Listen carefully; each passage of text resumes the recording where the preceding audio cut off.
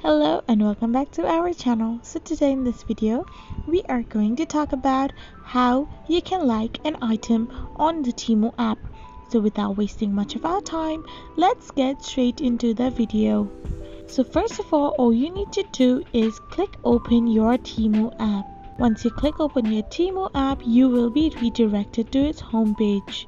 So here you can scroll through the sections and you can find the thing you want as per your preference. So for example, if you want a sunglasses or any glasses, you can go in the glasses section and select the item you like. So once you select one item, you can find a heart-shaped icon on the top of the item.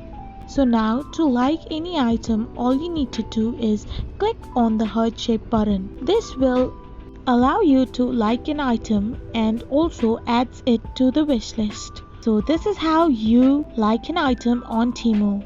I hope you found this video helpful, so don't forget to hit that subscribe button and to give us a thumbs up. Thank you for watching.